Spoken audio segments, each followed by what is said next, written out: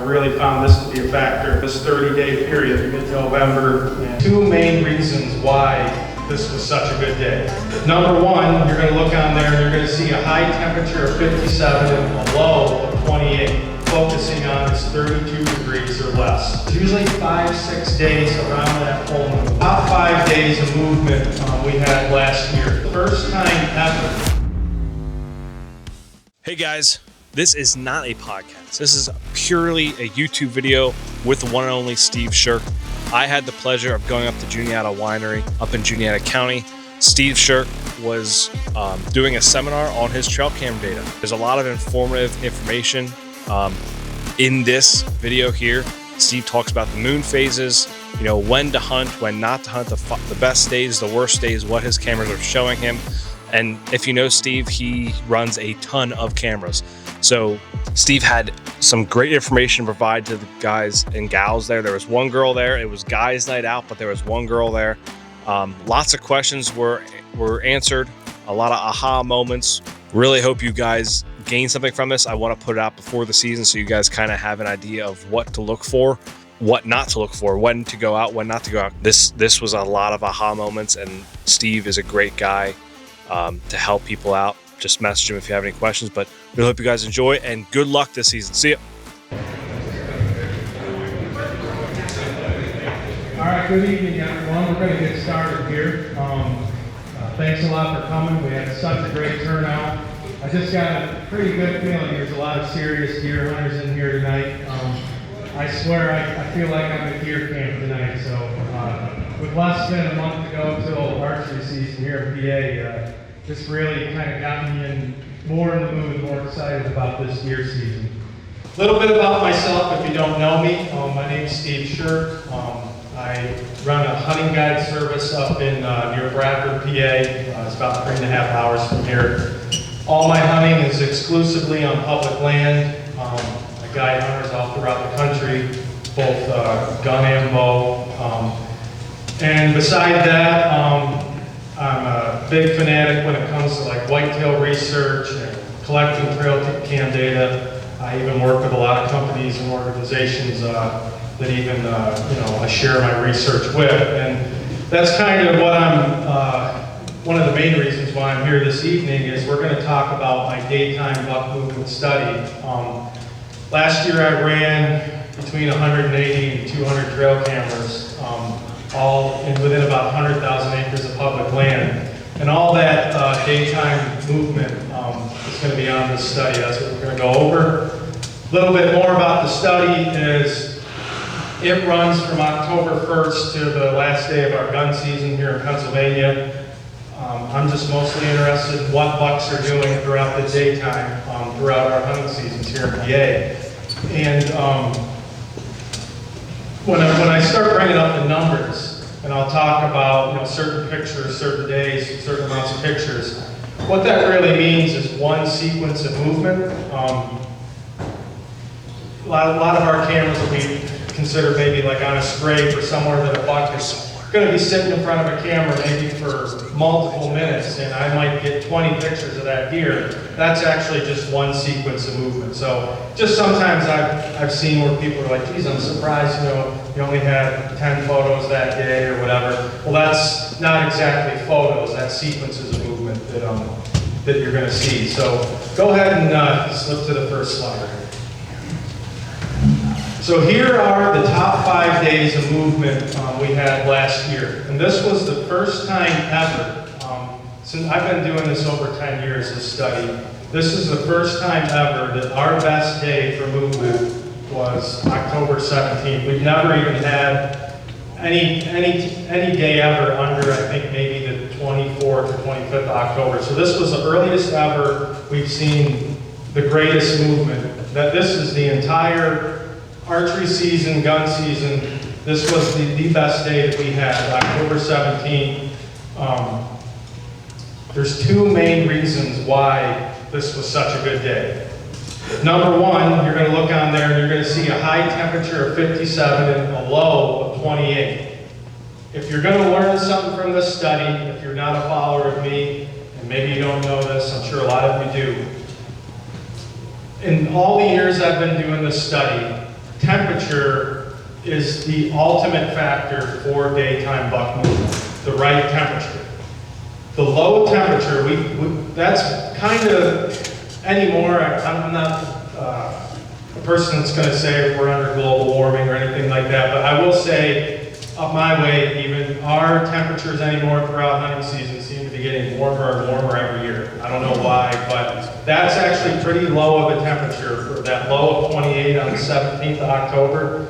That was when we first finally had that first really good cold morning, and that was a huge component to why we had such great movement that day. A high of 57, generally that's a little bit warm for movement, but that low temperature usually will outweigh, if you have 60 degrees or whatever like that, but you have lows around that freezing mark, you're going to have really good movement. What I've also found over the years, I don't want to ramble on too much because we've got a lot to go over, but what I'm really focusing on is 32 degrees or less throughout, especially throughout mid-October to mid-November. Anytime you have temperatures in the lows, 32 or less, you should see more than average movement. A lot of times you should see exceptional movement. So when we look at the top 5 days last year, a lot of them, we had 3 there just in October, and then early part of November, we also had, the 4th and 5th best days. But I think we got only 1 day where the low was above freezing, and really a low of 34. I'm positive that we had freezing temperatures, at least in some of our hunting areas. So my point is, it's really that low temperature that you're going to be looking for. The high temperature is not so much of a factor. In fact, you look there, all those days but one, we had temps in the 50s. I mean, that's not unseasonably warm, but that's about average. Secondly, and I don't want to get too far ahead of myself, because in this daytime movement study, you're also going to see results from barometric pressure, moon phase, and some other things. But I will say, last year on October 17th, we had the October full moon. Every year that I've done this study, we usually see a spike in movement when we have that October full moon. Now, I'm not going to say that the moon is a huge factor for me, but it's something I paid somewhat attention to, especially that the October full moon, for some reason, always seems to spike movement.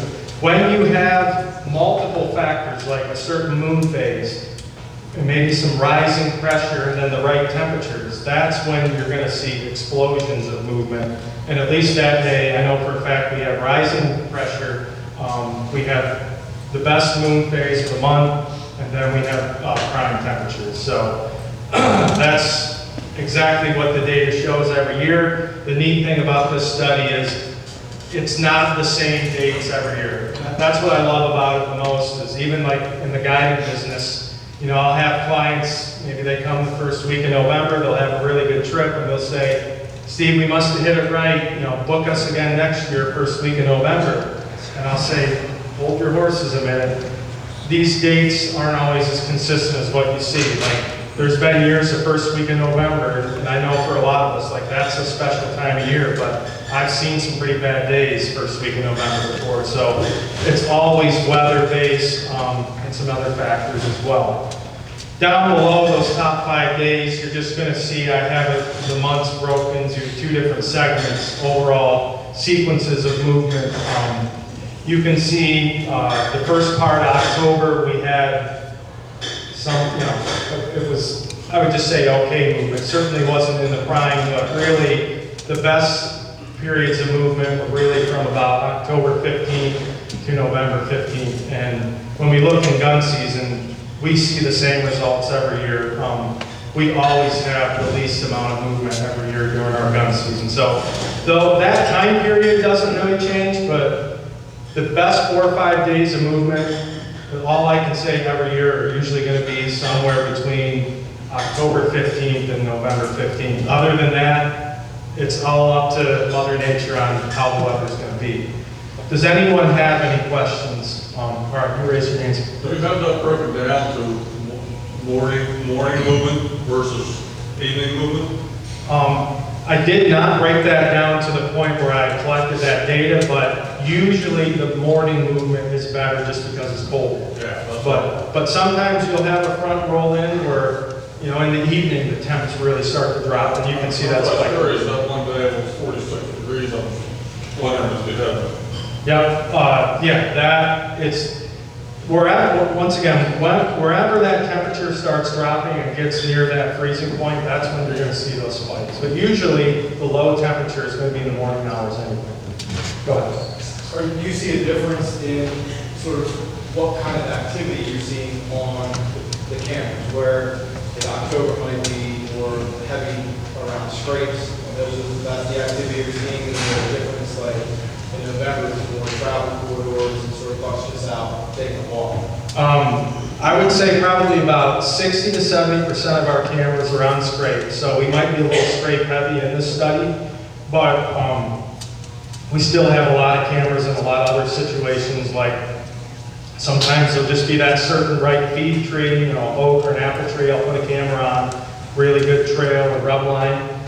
Usually what I see is there's a period where I would say it's the main scraping phase, maybe like mid-October to late October. It does seem like we'll always see a little more activity than usual, but honestly, there's been a lot of years too, I've done this study where the best hit times for movement weren't during the scrape phase. So I guess my answer to your question would be, I don't really see, it seems like if they're moving, a lot of our cameras are taking pictures.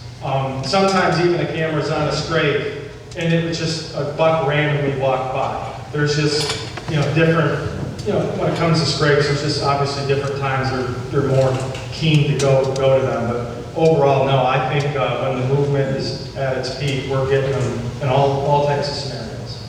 All right, I also wanted to bring up the worst 5 days last year. So if you look, the worst day was October 23rd, which, and this is, once again, the worst 5 days during the best movement period that I call, you know, October 15th to November 15th. Because if I was to say the worst 5 days, it would always be gun season. Like that's, like I mentioned before, that's due to honey pressure, and we'll talk a little bit about that later. But the worst 5 days during that peak 30-day time of movement, the worst day was October 23rd. Some years that's been a phenomenal day, but when you look at those temperatures, you got a high of 71 and a low of 49. And really, you look at every one of those days, as far as, you know, maybe you could argue a little bit on November 10th, where we kind of had cool temperatures, but not prime. All those days were basically, when I looked at what the weather was going to be, I knew it was going to be tough hunting. It was going to be slow movement, and it was all based on temperature. That's just something that I can't emphasize enough, is getting near that freezing mark. I have a thing that I call 30 days. As much as I've done this study, I really found this to be a factor. And this is more, once again, through this 30-day period, mid-November and to mid-October. You want to at least see highs. If you want to have tremendous days, usually you're going to have highs in the 30s, and then the low is going to be 32 or less. That's what I would call a 30 day. Some years we don't even get those days, but you want to get, especially those low temperatures, close to that freezing mark, and that's when you're going to find prime movement. You're going to have a lot of hunters that don't believe in some of this data, which I don't know how you cannot. Maybe it varies through different types of environments or habitats, but you know, where I'm hunting, it's big woods, it's mountain country, public land. The results show the same thing every year, where if we have warm temperatures, it's going to be dead. The rut, yes, still is going on in a certain way, but as far as, you know, having those days when you might, you know, have 5 or 10 different bucks come by, or the deer moving constantly, like, we're not seeing that on these warm days. And the data shows it every year. So another thing I've been doing the past few years is I've been also studying mature buck movement. This is a very tricky thing. You might think, oh, you know, it's not that hard to tell a mature buck on a trail cam photo, but I will tell you, if you want to be precise and you want your study to be accurate, I don't go by how big the antlers are when it comes to a mature buck. I'm going by his body development. So my numbers and pictures are generally pretty low when it comes to mature bucks. I'm getting a lot more mature buck pictures, but if I'm not 100% sure, I don't count that as data. So it's a little bit harder. The good thing is I have history with a lot of these bucks where if I can see based on just the antler characteristics of a certain buck that I know, but I can't see all angles of his body, I will know whether that's a mature buck or not. So I go by that method a lot. For mature bucks last year, the best day we had was October 25th. We had a high of 58 and a low of 27. Once again, there's a lot of hunters that preach about November, but I would say in the past 10 years of this study, I would say 7 out of 10 years we've had the best movement in October versus November.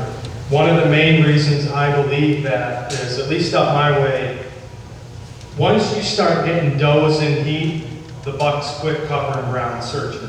Especially up my way, our doe population's increasing every year.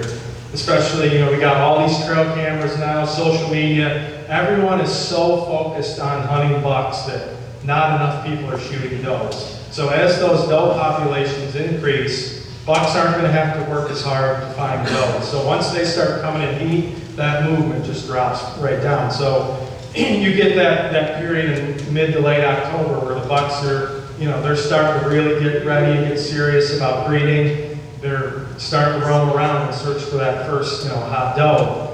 And that's really what's making October so good. Once again, if you really just look at there, this is somewhat similar to the other results that we saw before. The best period for movement we had for mature bucks was the mid to late October period, and then would be the second best was the early to mid-November period. That's very common. A few other things I want to throw in there that we've seen better movement up my way the past 2 years than what we had seen years prior to that. But any year you get a good acorn crop, you should see better movement. And the reason why is the faster mature deer build their fat reserves, the more they are going to get into that rut and searching mode, and they're going to be more energetic and more active. I mean, where I come from, there's zero ag land, there's no food plots, it's literally just big woods.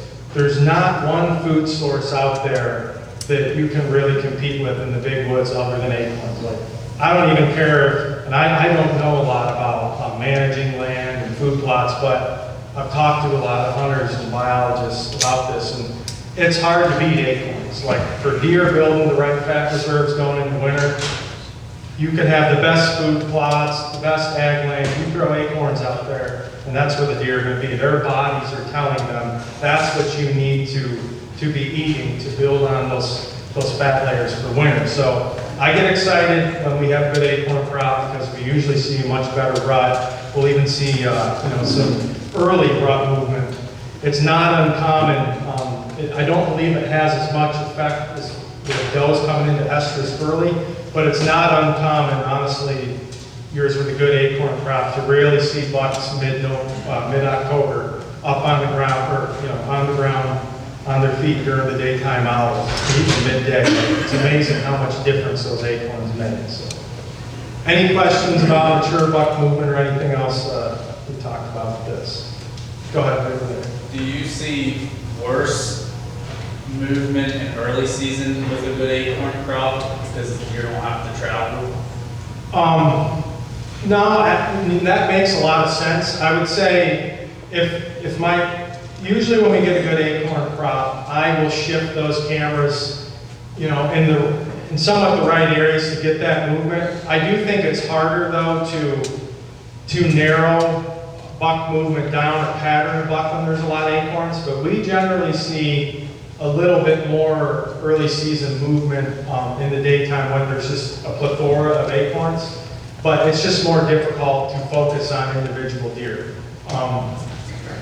I do believe that especially when it comes to does, they could literally just bed down in the food and they'll lay in the open woods, they'll hardly move at all, but I do find that bucks will usually bed still quite a distance from the acorns. Not a lot of times they're bedding right in them. So you'll catch bucks where he might be bedded in a clear cut somewhere where there's no oaks, but then he'll get up and have to move maybe sometimes a half mile, you know, to get to the oaks. So that's where you're catching some of that movement better. But I have heard, I mean, you could argue that there's a lot of potential to have less movement when you have a lot of acorns like that. Go ahead right there. What's your statistic there for the moon and the pressure? Is that okay. related to the best day? Yes, so the moon, that just talks about that day. The moon was waning crescent. That's not a huge, the only thing and we're going to talk about moon, but I'll just touch on it real quick. The more the moon shines, generally the more movement we see. You'll hear hunters say that never hunt on a full moon. I'm totally opposite of that. That's based on my data. I think you have much more movement when you have a full moon, and we'll dive into that a little bit later. The pressure was not superb. I like to see pressure a little bit higher than that. For some reason, we didn't even get a lot of 29, 30 pressure numbers last year. I don't know why, unless my pressure gauge was wrong, but still when pressure was rising, that's what I mostly focus on. Maybe not so much the exact pressure, but when you have rising pressure, that's when we usually see a spike in movement. But those numbers were just based on that day, October 25th. But ultimately, the only thing that mattered that day was that 27-degree low. That's the only thing, given it's such a prime time of year, October 25th. And the amazing thing is, in the last slide, I talked about the worst day being October 23rd. So literally in 2 days, we went from the worst day to one of the best days. That's how fast that can change once the weather cooperates, you know. Okay, so we've touched on this a little bit. Based on this last year, and I would say my second key for paying attention to the right peaks and when movement should increase will be barometric pressure. Last year, 4 of the top 5 days for movement were when we had pressure 28 or higher. Once again, though, I think it goes more to that the pressure was rising. When we see pressure dropping, we usually see fewer movement dropping as well.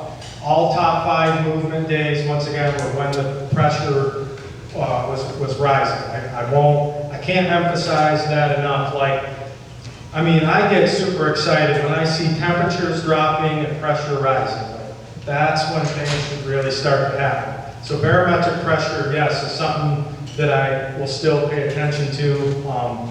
It doesn't get me as excited once again as temperature. But if you say you're busy like me, you've got a family, even being self-employed, yes, I don't have a boss. I could go hunting whenever I want, but yet luckily I have a decent enough brain on me where I know I just can't afford to hunt every day and I got bills to pay.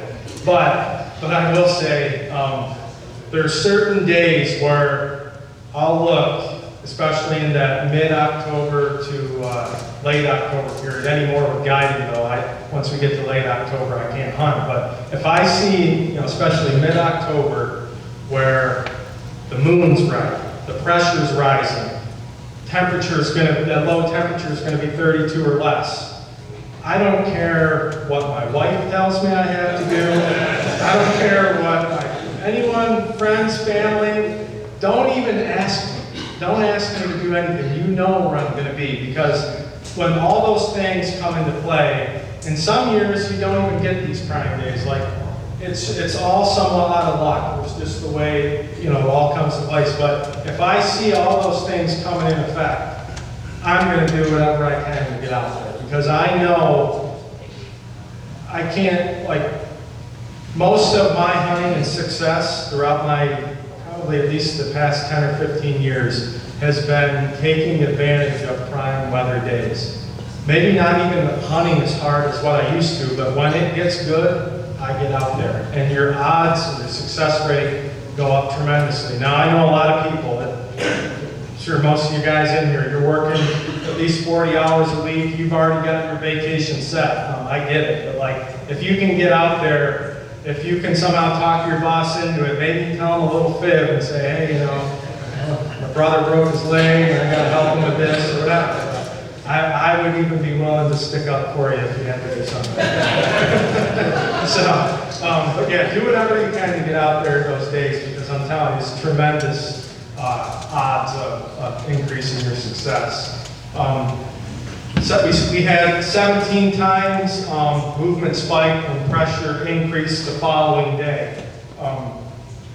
And what that means is when we had more of like a 24-hour stretch, like a lot of times rising pressure is not in an hour or two, it's in like a 24-hour period. And usually it's more at that tail end.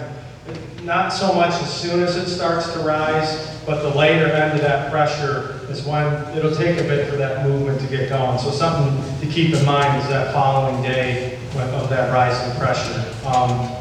16 times movement decreased when pressure decreased. The same thing, it usually takes about 24 hours. It will already start dropping. You might not see that change in movement until about the following day. And then lastly, some of the greatest spikes and decreases in movement are when pressure rapidly increases or decreases in a series of days. This is where maybe in a 3-day period, it just kept rising and rising and rising, or it kept lowering in 3 days. Like, it takes time. The only reason why I put that in there is you got to be a little bit patient with it to see the results. So.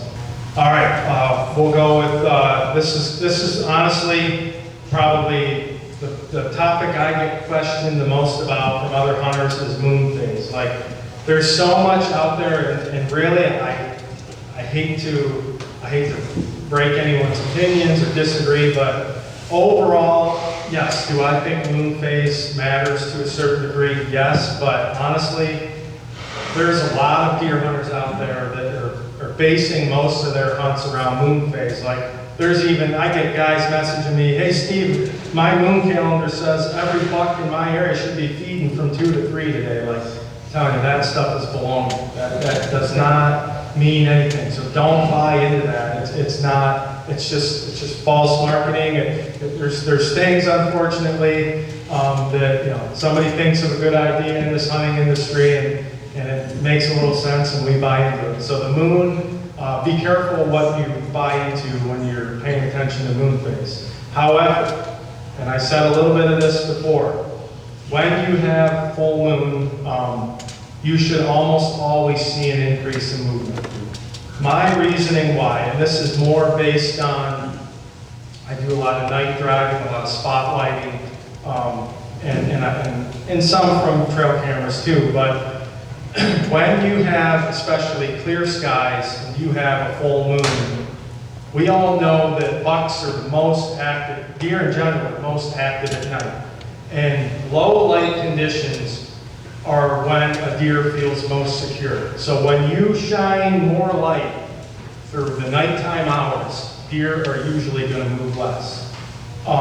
In areas like this where you have a lot of fields and that, I would be surprised, because I don't have a lot of that country where I'm at, but I would be surprised if the fields are as full on those clear, bright, full moon nights than what they would be like on a cloudy or rainy, drizzly night. Like cloudy conditions would also play a factor if there is a full moon as well. It might not be as much of a situation where the moon would have an effect on the movement. But anyways, especially last year, the best period of movement was in that October 17th and mid-October period. When we had that full moon, we had super clear skies. Usually when you have cold weather, those cold mornings, you're getting those real clear skies throughout the night, heavy frost. Like those are the times when you're gonna see more movement in the daytime because those bucks were not moving as much at night just based on the less secure they felt due to just the abundance of moonlight. That's just my theory, but to me, it's been pretty valid through a lot of the experience that I've had kind of researching that. The morning movement tends to be best during the full moon, and it really seems to be a factor with feeding. Like, I'll find that, you know, maybe I've got cameras or clients, you know, we're hunting an oak ridge full of acorns. It seems like the deer feed longer into the mornings and they feed more heavy when you have a full moon. And think about it, deer do a lot of their feeding at night. So all of a sudden they realize, holy cow, I mean, it's about time to go to bed. I gotta make sure my belly's full before I go to my bedding area. And that's really why I believe that morning movement is so good, especially around food sources. They're just, you know, refilling their bellies because their schedules are off. It really, in my opinion, would be similar to all of a sudden for us, the sun kept shining, or the sun shines somewhat even throughout the nighttime hours. It's going to screw up all of our schedules. So with the right amount of moonlight, it will affect their patterns, but it should increase at least some morning movement. Not so much afternoon movement. In fact, I generally see less late afternoon, evening movement during the full moon. It just seems like everything gets pushed back a little bit. Just one other thing, because I kind of went over most of that, but the only thing I really focus on, and the only time period is usually 5-6 days around that full moon, like 2-3 days before, 2-3 days after.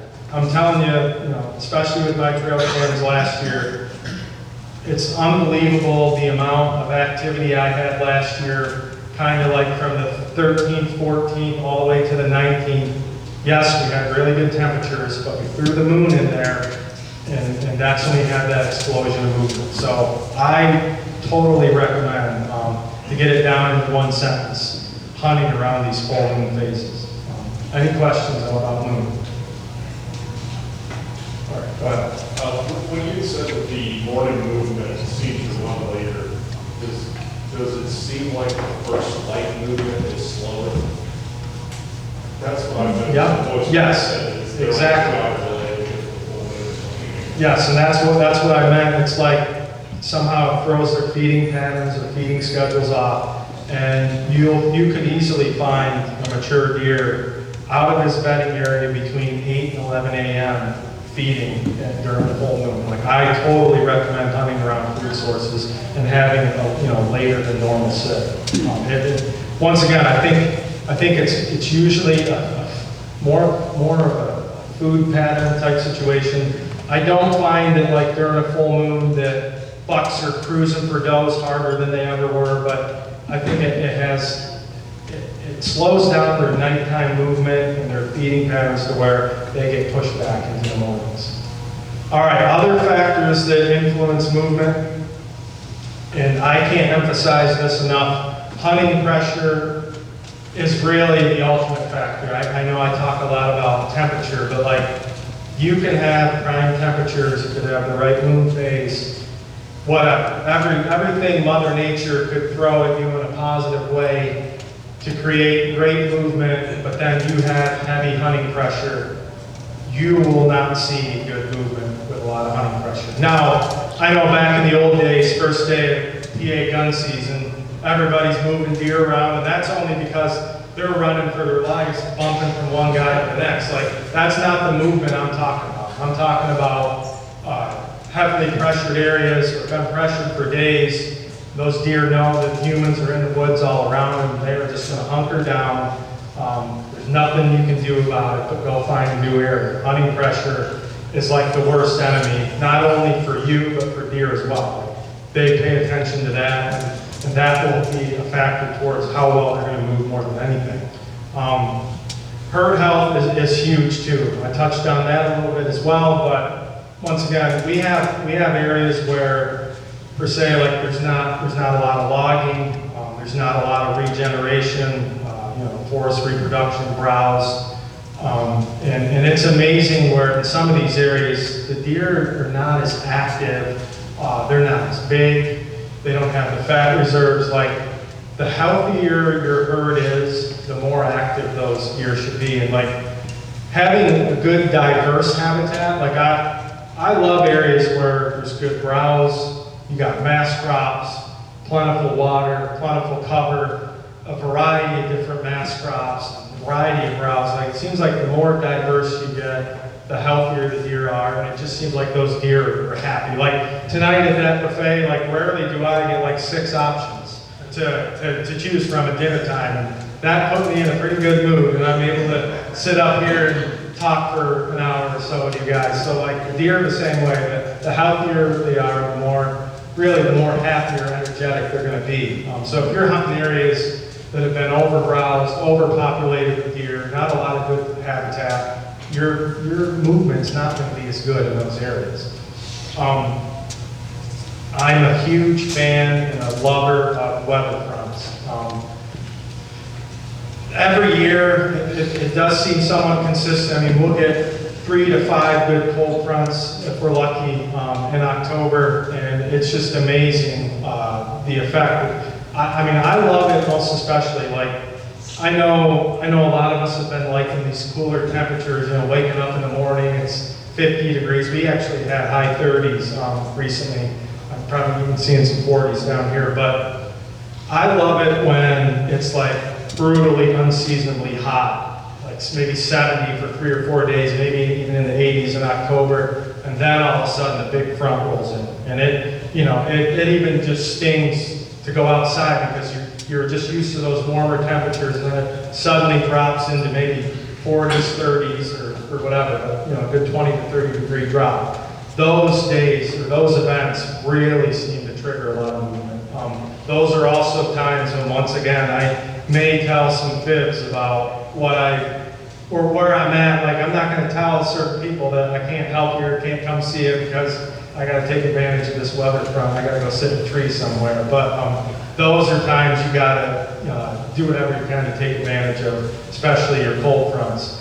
Honestly, even a warm front. Sometimes we'll see not as big of an effect, but when it goes from somewhat cold and temperatures rise, we'll see a small spike in movement. Really, any change in weather. Sometimes it can be a wind shift. Once again, the barometer changing, precipitation.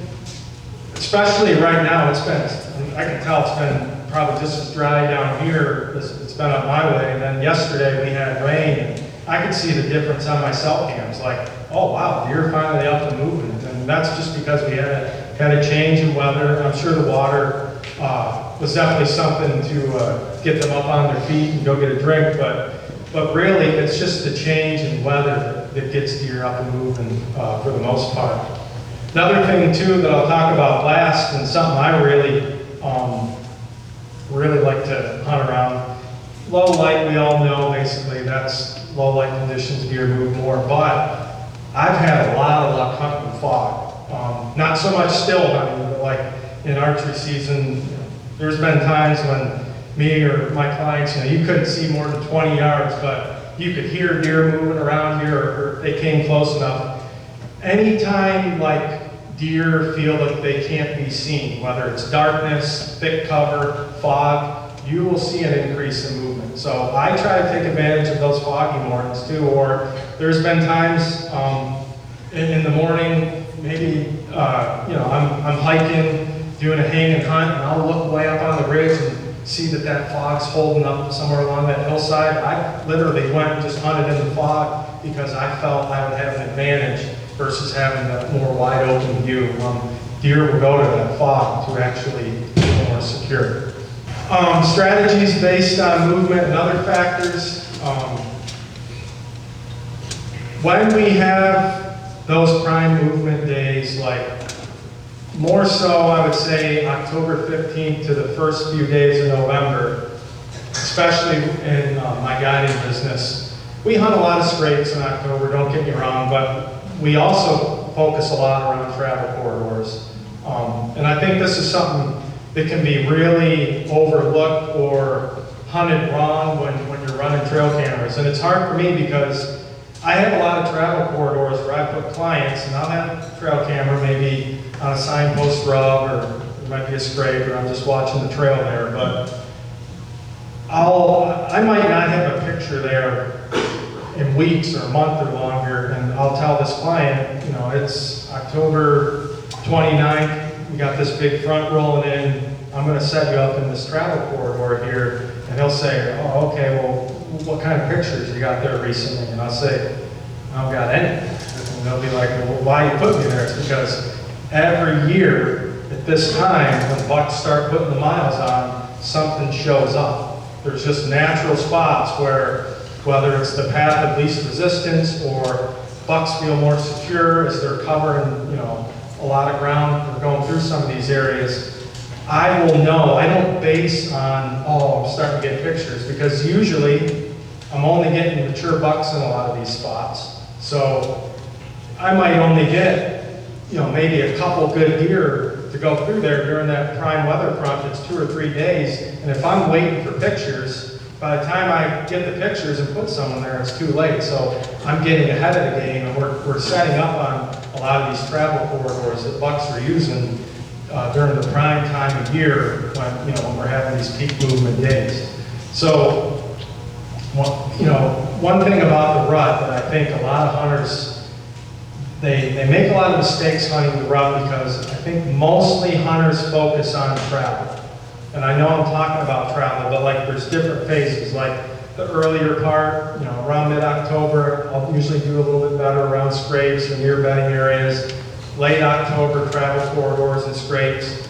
Then once you get into November, we actually don't do as well on these travel corridors. It seems like we gotta be wherever that hot doe is. But it seems like a lot of hunters I talk to, and even I, you know, kind of get in arguments with some of my clients, and they'll be saying, you know, Steve, it's November 8th, we should be hunting travel corridors or pinch points or funnels. And I'll say, it's over with. Like a lot of, I mean, there's good movement, don't get me wrong, but a lot of that real, you know, big sequences of covering a lot of ground, and that's all over with. If you're not near that hot doe, especially once you get after the 4th or 5th of November, you're in the no zone. Like, you've got to be more aggressive, hunt around does. So there's a lot of different factors throughout the rut where it's not all about just capitalizing on that movement. So I wanted to emphasize on that a little bit. Last year, and it just seems like once again we're running into this every year, but the biggest buck that any of my clients killed, I think it was like close to 160, but the biggest buck that was killed was on like one of the warmest days we had the entire rut, on Halloween day. It was, I want to say, 75 degrees, but what we're finding is on these hot days, bucks are drinking like crazy. Water becomes a huge factor. When you think about the fact that they got their winter coats on, you know, heavy fur coat, they're covering ground, they're pretty darn thirsty. And I don't care, there isn't a living creature hardly on this earth where you can go days without eating, but you can't go days without drinking. And they're going to seek out water tremendously. So a lot of my clients were hunting creek bottoms during that real warm phase, and it was really starting to be a factor. In fact, the buck that this guy shot, he could literally see it. All it was doing was heading right down to the stream to get a drink. So we're hunting a lot around water when the temperatures are really warm. We're also focusing around north and east slopes, a lot of hemlock grows, wherever we can find cooler temperatures, that can be a factor. So, I mean, for me, yeah, if I had my own way and I was picking and choosing when I wanted to hunt, it may not be on these warm days, but when you've got a client that comes from another state, paid you thousands of dollars to hunt or whatever, he doesn't have a choice. You can't just tell him to sit in camp. We'll hope that tomorrow's a better day. He wants to get out and hunt. So I've had to find ways to still, you know, increase the odds one way or the other. Those are things that we've done well with, you know, in warm weather conditions.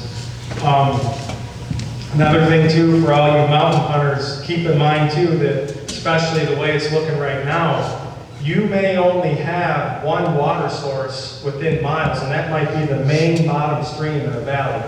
in the mountains, you have a lot of springs that run off. Certain times of the year, they're full of water. Right now, my guess, probably even going into this hunting season, the only water is probably going to be way down in the main creek bottoms.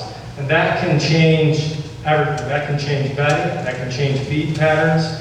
Pay attention during drought conditions. And really, when water's plentiful and everywhere, it basically means nothing. But when it's hardly anywhere, it's more important than almost anything. Because anything, like I said, it's going to need water multiple times a day. So keep that in mind during some drought conditions. Some of my early season strategies for me, especially on public land, I've had a lot more success doing things a little differently, hunting around bedding in the early season versus food. You hear a lot of talk that, well, you know, the key in early season is food sources. I don't know if it's just the bucks in my area or, you know, just harder to kill and more spooky, but it seems like we can't hardly kill bucks in the early season unless we're hunting tight to bedding areas. So that's probably my main early season strategy. In gun season anymore, honestly, and I've had to gun hunt the past 2 years because I didn't kill a buck in archery season, but we seem to do better still hunting than anything else. It just doesn't seem like, once again, there's a lot of hunters moving these deer around. It's post-rut, you know, they're wore out, they're spooked, so in gun season, best strategy for me has been still hunting. And then lastly, too, something that just kind of thrown out there, just something that I emphasize a lot, especially when I do my scouting classes, is whenever I'm picking stand sites, I call them multi-purpose setups, where, you know, you might be walking through the woods scouting and you find a scrape, you know, as big as this table, and you're like, wow, you know, I'm gonna hunt there. But I like to find spots where there's more than one reason to set up there. Like last year we had a really good scrape line down in this one creek bottom. We had water, we had an apple tree dropping apples late, and it was one of our best spots because we had multiple reasons for deer to come down there. And I know that might sound a little more simple, but when you think about it, when you can find locations where there's many different reasons for a deer to come into this spot, this can meet a deer's needs in multiple ways. That's when your odds and times of seeing more mature deer, like that's when your odds increase. And that's something I do a lot when I'm picking out stand sites. I try to find multi-purpose setups. You know, usually 3 different things I'm hoping to find that will give me 3 different reasons for a deer to come to that location. So, any questions about these topics? Have you noticed a preference for stagnant water or fast-moving streams? I find that, I don't want to say real fast, but it seems like deer are more attracted to somewhat moving water than like those stinky, swampy areas, or, you know, where the water looks like half brown. I've seen them drink out of there too, but I think in the mountains especially, like whenever you have that cool running water, like it quenches their thirst much better. Just from what I've seen. We also don't have a lot of swampy brown, you know, small little pockets like that. And this is the last slide, but honestly, this is like the most important thing to me. In the big woods where I come from, I mean, I talk and say we have a lot of deer, but really I bet compared to a lot of areas through Pennsylvania, we don't have nearly as many deer as what there is in other places. So it's very tough hunting, it's challenging. It's the biggest challenge for me being a guide and, you know, outfitting hunters is getting them to believe in me, to create and maintain a positive mindset. Like those woods up there will literally beat you up more mentally than they will physically. I mean, I'm not gonna lie and tell you, I've literally hunted a week before up there and I've not seen a deer in a week. Like, and someone might say, geez, you must be doing something wrong. And, no, that's big woods hunting. You throw certain weather conditions and hunting pressure out there, like it can be that brutal. There's probably hasn't been any other factor towards me, whether it's been guiding or hunting, where having a positive attitude at all times. I never let myself get frustrated. I try my best not to let my clients get frustrated. If you're positive, if you stay confident, despite what you're seeing, despite whatever the hunting gods are throwing at you, it will have an amazing effect on your success. Just having the right attitude, and that really goes for anything in life. Like I said a little bit earlier, and it just really helps with a positive mindset, and that's basing your hunts, if you can, around peak movement and peak conditions. For me, even though I don't get to do it as much as I used to, but years ago, most of my hunting was from October 15th to November 15th, and capitalizing whenever we had those prime movement days based on weather. Like, going into those hunts mentally, like, there's nothing you could do to get me out of that tree. Like, there wasn't a better place to be because I was confident. I knew that everything was in my favor to have success those days. So focusing around those prime conditions will definitely keep you stronger mentally. And then also, another thing that's big to me is it's more than just killing. If every time you go in the woods and your main goal, and maybe that's not the right wording for it, but if you're so focused on, I gotta kill a buck today, and that's really the only reason why I'm here, you're totally missing out, and most of the time you're gonna let yourself down. Enjoy the scenery. Enjoy the fact that you're not at work. Enjoy that you're in a, whether you're on the ground still hunting, you're in a tree, but you're in a place where, I don't know about you, but for me, I don't usually have a care in the world when I'm out there hunting.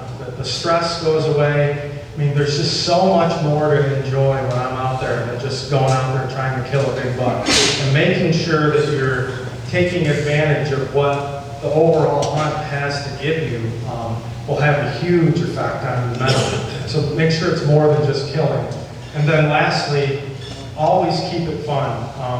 That's another thing I've had to do while guiding and to keep clients happy and with positive minds is I try to figure out, everyone really, they come to shoot a big deer, but you'd be amazed, like, there's a lot of hunters, man, all they really want to do is just see deer. Like, and maybe it might hurt the chances of success, but when I put a guy out there, maybe he's hunted a day or two, he hasn't seen much, and then he sees all kinds of deer, and I see his face glowing when he gets back to camp, I can just tell that that's what really that guy's in there for. Like, find what makes hunting fun to you and just go after it. You don't have to try to follow everyone else, kill the biggest buck, or keep up with anyone. Whatever way brings the most joy and fun to your heart, just keep pursuing it that way, and that will also have a huge effect on you mentally.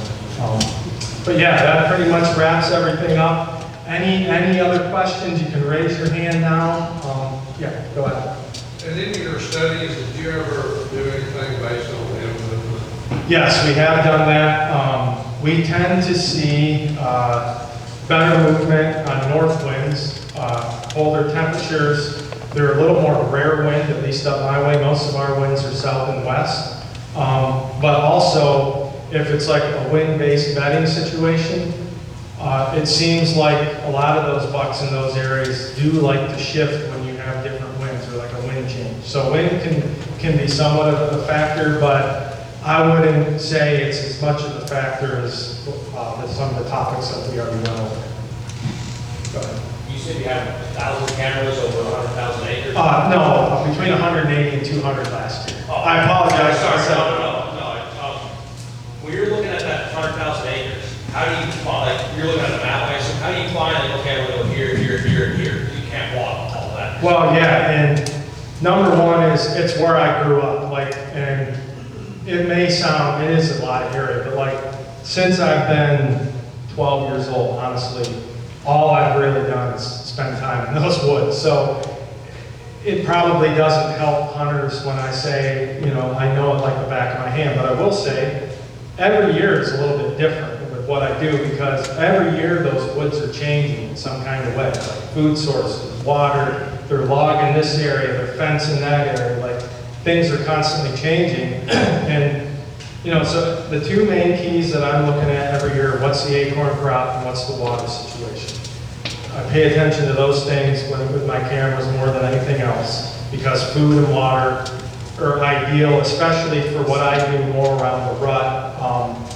But I also have cameras in bedding areas. I have cameras on travel corridors. I mean, I got cameras in the most random, odd places. Like, I'm sure there's been people who walk by and be like, why does that guy got a camera there? But like, I try to have a variety of different, a variety of different camera setups, because then I'm getting information not just on scrapes or not just on areas with acorns. Like maybe it's literally just a north slope full of where they've been digging up fern roots. I'll throw a camera on that. Like just trying to get a good variety of data to really overall help this study, and it just makes you a better hunter in general. So every year that does change, but I'm not looking on a map and being like, what are all the topographical features? Because in probably the past 4 or 5 years, topography and like clear cuts, like wherever there's saddles, wherever there's benches, drainages, I'm running into hunters. And that's just because everyone's e-scouting. So I've done more of the boots on the ground stuff, find stuff that if you're gonna find it, you had to work for it. You're not gonna find it on your phone. And that seems to get me away from hunters. Go ahead. Steve, using that picture you have on right there. Yep. So suppose I was bow hunting where that deer is, let's say 150 yards up that hill. How do you factor wind? When I was talking earlier about thermals and wind, how would you factor that? Like, would you pay more attention to the wind like that, up in that area like that? Or like, let's say, I don't know what direction that, let's just say, coming down the hill south. Would you keep your hunters out of that area with a south wind? No, well, maybe that specific setup, but we may have to hunt the fringes of that area. And every setup is different. Like sometimes there's a certain trail we think they're going to use. Sometimes it's a scrape. Sometimes there's multiple routes where, honestly, I'll say I don't care what the wind is because they could come from anywhere.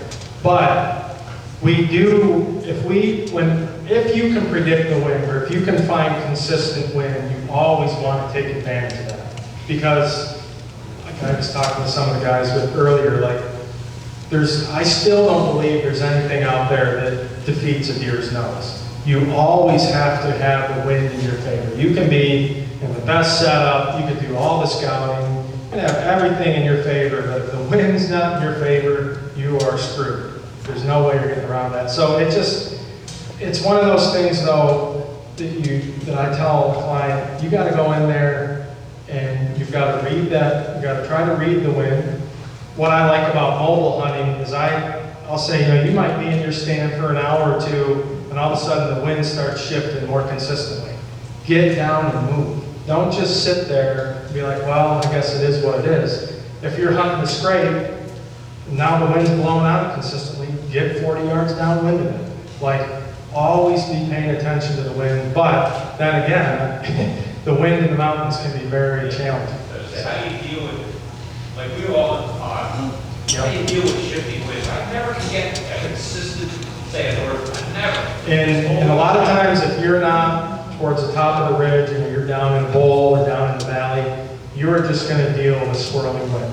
And sometimes, like, I know some hunters might say, well, I'm not going to hunt down in those areas because I can't have a consistent wind, but like, if we have drought conditions or we have hot weather, chances are that's what the deer are going to be. I'm not going to go up high with the wind in my favor and not even be where the deer are at. Like, you also got to be where the deer are at. And you're just going to, all I can say is you just got to hope and pray down in some of those areas that the wind is going to be in your favor when something comes through. But I will say, this is something too that I find in the evenings. Probably 80% of the days in the fall, I find that that last hour, the wind starts to die down.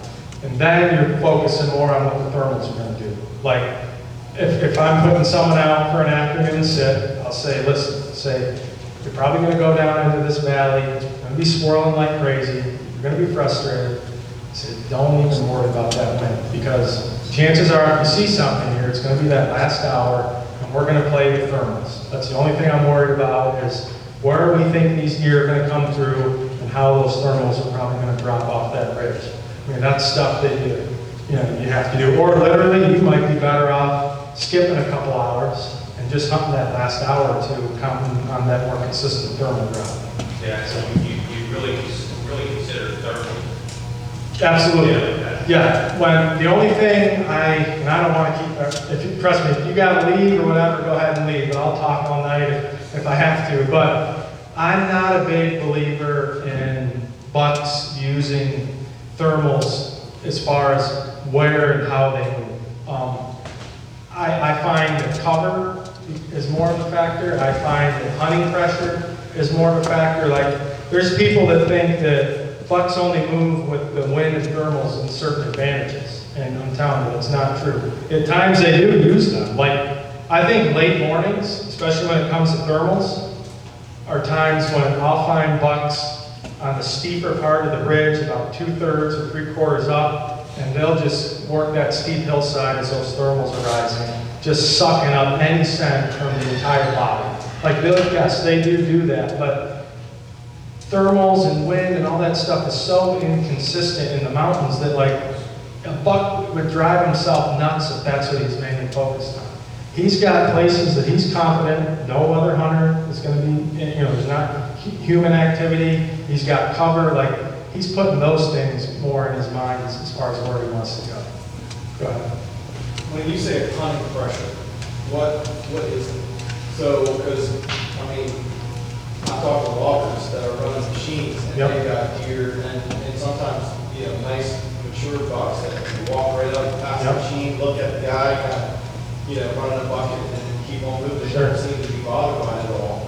But, and then you get guys running up and down the trucks up and down the state Mainlands Road, the deer watch them drive by, they cross the road, and then they walk off the merry way. So to you, what is hunting pressure? Yeah, I mean, and I think hunting pressure really is just hunting pressure. Same thing up my way. There's lots of logging, there's lots of foresters, there's a lot of oil activity. In fact, I had a big buck one time I hunted that this guy that was running this oil well said, I'm telling you, just set up on this well. I've seen him on this scrape like 4 days this week. And this is a crazy story, but so I stood by the well. And when that buck came in, he saw me, he spooked immediately. And I think there are two reasons. Number one is I didn't have that oil well truck that that buck sees that guy standing by every day. And I honestly think that he knew the difference between me and him. And I think we have to keep in mind that deer, or especially mature bucks, are way smarter than what we think. Like, they know the difference between someone, a hunting setup versus maybe just consistent scent on a hiking trail. There's certain roads where, they feel more safer to cross. Like, there's a lot of little things like that you have to pay attention to. But when it comes to hunting pressure, I like literally no one hunting within probably at least 500 yards. Like, I don't want another camera, another stand. I like to find those spots where I try to put my mind in with a mature deer. He's thinking, nobody's over here. Like, and it's amazing because hunters have the same tendencies. They do the same things. Like, they find the easier access. They don't go in as far. Like, you start putting those things into your hunting game, and you start to have more encounters with mature deer because really you're thinking more like a mature deer. That's at least what works for me. Go ahead. When you get those days that are like prime time or prime condition, are you telling people to sit all day, or what are your recommendations for like all day sits in those prime days? It would depend. I mean, a lot of times, yes, they are. Really, sometimes depends on time of year. Like, all day sits, I would recommend probably from like 23rd of October, maybe to November 5th or 6th, maybe 7th or 8th, depending on how much your doe population plays a huge part too for me in all day sits. Because another thing is if it's the rut and the breeding phase, and I got clients in certain areas, and if they're not even having action sometimes in a few hours, sometimes I'll move.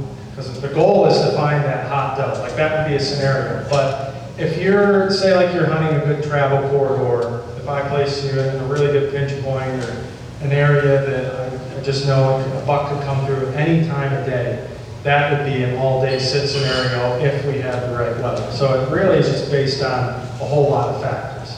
But a lot of my hunters don't do a lot of all-day sits. And one thing is it's big woods. All-day sits drain people mentally. Like, I don't recommend them, maybe sometimes knowing that I think it's good that they should do it, but if that guy gets burned out in the first 2 days of a 6-day hunt, he's never coming back. So I'm going to kind of baby him, work him into it, and just, you know, gradually push him as that hunt goes on. So a lot of different factors. Any other questions, guys? Go ahead. What about hunting pressure? If you're watching a buck and say having hunting pressure comes in and bow season and the buck just disappears, is he miles away or is he just kind of his travel routes a little bit? Usually they're not that far away. If that's that deer's core area and there you can almost draw a line where that pressure dies off, they usually won't go that far. But sometimes too, it's more of an individual deer thing. Like there's some deer I think that are a little more nomadic and they get bumped a few times and they'll go miles. But I think most of the time they just try to read wherever that hunting pressure starts to die off. And what I find a lot when that happens is I'll still get a lot of night pictures of those deer in those highly pressured areas, but then, you know, during the day, maybe quarter mile away or not even half mile, you'll get daytime pictures and you can start to recognize that those deer totally sense where the pressure is, but there's no pressure maybe further up on that steeper part of the ridge, and that's where that deer is going to be moving in the daytime. So usually not that far.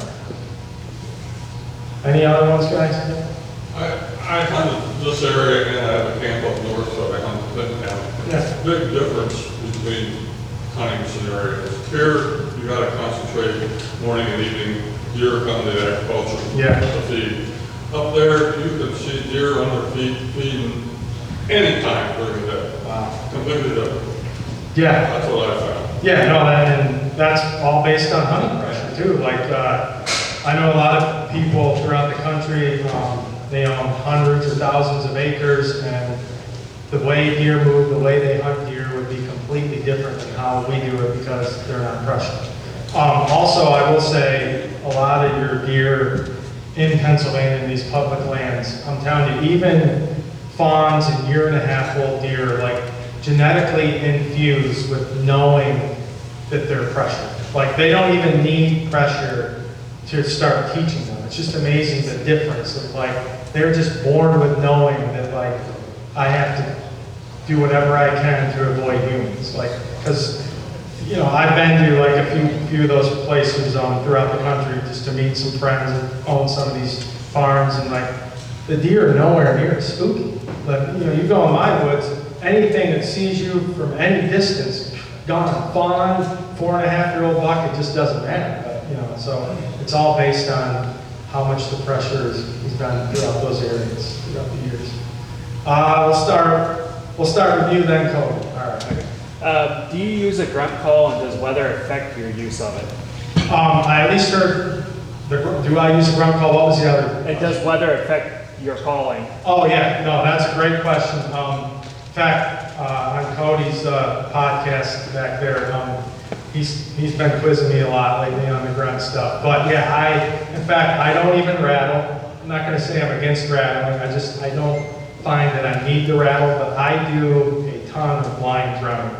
I rarely probably go 5 minutes without grunting. In fact, I probably should have brought a grunt call, because if I showed you how I grunted, you guys would probably laugh at me. I mean, I literally grunt as loud as I can, you know, in all directions, probably at least 5 to 7 grunts every 5 minutes in all directions. And honestly, it's amazing the amount of, because I had an area last year where I was guiding some guys, and they weren't seeing a whole lot, and it was a situation where it's very hard to know where the deer were going to move through, but they were probably coming through at least within 500 yards. So My guiding, I think, ended like the 8th. I go in there on the 9th, in the same general area and start grunting like crazy. And between like the 9th and, I think it was the 9th and 13th last year, something like that, I saw 28 different bucks. And almost all of them were from grunting. I mean, and that's not normal. I mean, that's an absolute ton of action. But that was literally from grunting constantly. When I just had hunters in that area not seeing that much at all, it's because we couldn't get those deer to, we knew the general area, but we couldn't get them to come, you know, a lot of times within sight. I mean, they saw a few. But another big thing that you touched on is there's certain days I don't run at all. Like if it's a pretty decent rain or fairly heavy winds, they can't hear you. I'm telling you, I know deer have better hearing than us, but like the best running for me, especially are those real calm, cool, crisp mornings when, I mean, you could throw a little twig, you know, from your stand and it, you know, it makes a noise even hitting the ground. Like the quieter it is, the better it is for me for grunting. So definitely the weather plays a factor in that. So anything, or yeah, go right. Deer drives. How has that affected them on your cameras? Deer drives? Yeah. Yes, that's a huge factor. Like we'll have certain bucks that disappear every year in gun season when they start driving. I think a deer drive sometimes is all it takes to maybe put a buck out of an area. Now there are some spots and some deer where I think they just like that spot and feel confident enough that, you know, that they will continue to go back there. But we find it a big factor in bear season when they have all the bear drives, that wherever there's been a lot of those bear drives going into deer season, those woods are usually pretty dead. And well, another thing too is some of these cuts and patches of laurel these guys are driving sometimes are multiple times throughout bear season. And it's too much. So deer drives, in those areas, I'll start to see a lot less activity on cameras. Are there any scrapes that like heat up during that time? Like in an area that's... Oh, absolutely. You know, yeah, you move a deer to a new area and he's gonna make himself home. He's still gonna act normal as far as feeding and bedding patterns and scrapes and all. That's something we see every year going into gun season is bucks will start to show up in new areas, especially because of the bear hunting pressure. With the bear hunting pressure in my area is more of a problem than the actual deer hunting pressure. Just because the way bear hunters hunt, those bigger groups, they're in thick cover a lot, like it's having a huge effect. So absolutely. Anything else? I'm sorry. No, all you want. Like I said, I'm not leaving too far. Any of the increased activity in October, and especially on that 17th you were talking about, is influenced at all by that early muzzleloader antler season? See, is that a response to pressure that are just kind of being pumped right?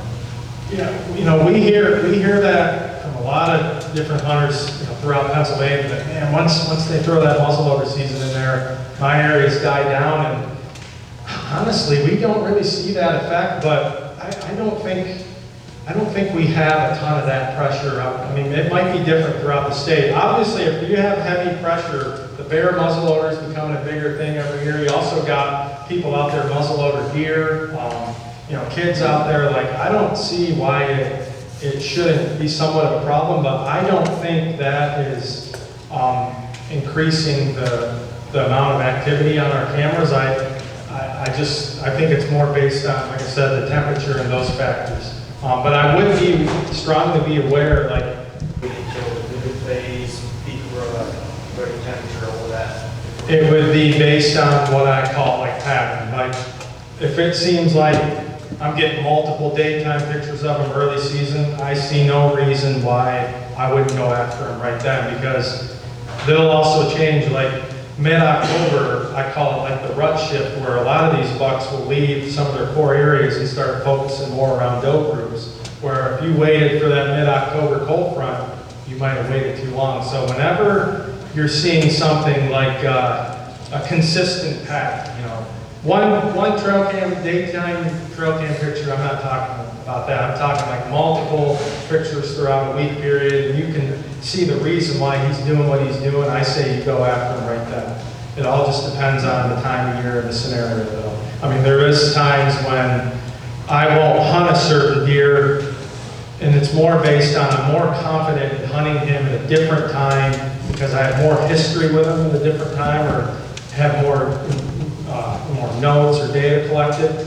You know, I'm going to hunt him when I'm most confident too, but man, you show me something consistent, I'm going to get on it quick. Anyone else? Yeah.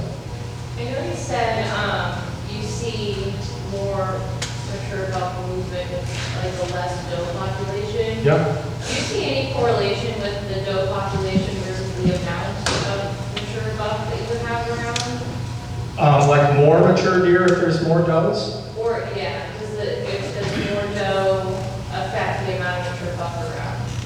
See, what I generally find is our mature deer tend to be more spread out, and I think it's like they carve out certain areas. Like there's certain bucks I think that like they're the more dominant deer. They're going to breed whatever does they want. They're going to have a certain area that they don't feel like they have any competition. But it just seems like it doesn't matter how many does we have in an area. The mature deer seem to spread out after the summer. You could have too many does, you could have too few does, but I will say, what I will see sometimes is if a doe comes in heat in a certain area, a lot of times a mature buck will hold her out of that area to get her away from other bucks. And then another mature deer may move in, especially if it's during like the peak breeding phase when you might have one doe group where multiple does come into heat in the same week. You'll have other mature deer sneak in those areas, but I don't see like the more does, the more big bucks, or vice versa. Yep. How far do you see in the going out of this core area, look into the seeking stage, like look for the first cocktail? The seeking stage, generally the seeking stage, not as far as, well, first I'll answer that question. The seeking stage, rarely do I see a buck going more than a couple miles. Usually they're not that far from their core area, they're just bouncing around from different doe groups. And I'll see that a lot on my cameras. You'll start seeing night pictures in some of these cameras that you weren't getting any bucks like mid-October-ish, sometimes early October, all of a sudden these bucks start showing up. And then by mid to late October, then they'll start daylight in those areas. You know, they're leaving their bedding areas. So generally that's not that, they're covering a ton of ground, but in a smaller area. Where I see the greatest periods of movement, or the longest stretches, are right after the main breeding phase, like November 15th-ish. I'll get bucks that just like, I don't even know that deer existed. He just showed up. Who knows where he came from? Like, they're, most of your does are bred. They're desperate to find that one last doe, and God knows how far some of those deer go. But I've seen bucks also at that time go more than 10 miles away from where I had them previously. Rare, but I've seen them. I know I've seen multiple hands, and I know there's more, or at least, sorry if I missed it. Go ahead. Real quick. Yep. Do you see, like, say, a 3 or 4-year-old buck, if you, one of your clients, or another hunter would spook that deer, do you see him, like, totally getting out of the area, or he may stay within a 1 mile circle or 1 mile radius of the area you're spooking in? It always seems like a one-time spook literally means nothing. Like, I never find, like, it's over with. But what happens if it's in the same general area and you keep spooking that deer, then it seems like it becomes a problem. But I get, I don't even worry about it anymore, but I get many clients like, oh, Steve, we spooked him, don't put me there. Just relax. It's not, this happens often. You're not done. And sometimes too, like if I spook a deer and, I'm hunting a certain tree, all I do is I shift to a different tree. That way that deer, when he comes in, when he looks at that tree, because most of the time they will, he's going to look and be like, oh, okay, I'm good. And then 20 yards over, he's too late, So, yeah, try to fool him. Any more? I thought we had a couple more to answer. Yeah, go ahead. Didn't talk much about scents. Do you use an estrus certain times of year? Is there a trigger point? I use 0 scent. Some people have a lot of luck with it. I specifically do not like to block or taper with areas where I feel deer are gonna come into my location. Do I think that maybe some scent could bring deer in?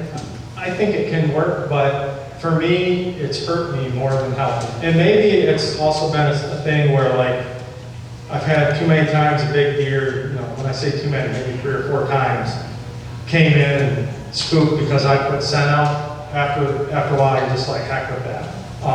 So I don't do a lot with scent, but I always tell my clients this, like, I know you're gonna ask me how I do things, but like, whatever works for you, just keep doing it. Don't always listen to what this guy says, this doesn't work. We've all experienced different things. If you're having success with something, whether it's scent, whether it's scent control, just keep doing what's working for you. That's what I tell people. But I guess the reason I asked, doe urine or estrus scents, I've had extreme mixed results with that you can't even contribute the success of the smell to anything. But I hunt decoys sometimes also out west. And the tarsal plant is a game changer for decoys. Okay. It's like, the mature bucks will circle downwind with the decoy, and if it doesn't smell like a buck, they're not interested. There you go. Yep, and that goes the same with me, like with my blind running, is I call it, I talked about those 28 bucks I saw that week last year, but I would say about 30% of them came in downwind and spooked too. Like anytime we're trying to lure deer in to our location, sometimes you're still gambling because the deer are almost always going to come in downwind, whether it's a scent, trying to scent a decoy that you're calling, like those are added reasons why it can hurt you. But I still say you're better off, if you have a way to at least bring deer within sight of you, I think you're better off having those encounters and taking that risk and hoping that it doesn't get wind or whatever than not having the encounter. So. Anyone else, guys? Do you use milkweed? No, I don't. I think it's great though. I just, honestly, some people are gonna say I'm crazy, but I swear I'm in the woods, and I've been in the woods so much in my life, I'm telling you, I just have a feel. Like I can, now I'm not saying I always have a feel what's doing 50 yards away, but like, I have such a sense for like, what the thermals are doing, the wind, that I don't even take milkweed anymore. And I think you can also drive yourself crazy with it too, though. Like, there's so many times where when I've used milkweed, I'll put it out and see, those S turns and whatever, and then 5 minutes later I put it out, and now it's going up. And I just think like, you drive yourself half crazy too, where I just kind of just feel like, okay, the wind's doing this more, the thermals are doing that. And once again, in the mountains, there's so much inconsistency. It's hard, but by all means it works though too. For learning the thermal game, to me it was a fast tracker. Oh yeah. Learn thermal game, Yep. not necessarily a must-have. And I will say though, there's a basic to thermals, how they rise and how they drop, but like there's also a ton of factors based on what side of the mountain you're on, precipitation, cloud cover, no one even has thermals figured out yet. It's unbelievable, but the main thing is just always paying attention to what they're doing. But if you're a mountain hunter, understanding that it's never going to be consistent. All right, well, I'll still stick around here for a few minutes. Once again, I really appreciate it. We had such a great turnout. I want to wish you guys the most safe and successful season. I can't thank you enough for coming. I can't thank the folks enough here at the winery for allowing me to come. I've had a great time, like I said before. I'm more excited now for this season tonight than I was any time so far this year. So thanks to everyone again, and God bless you the entire year. So, thank you.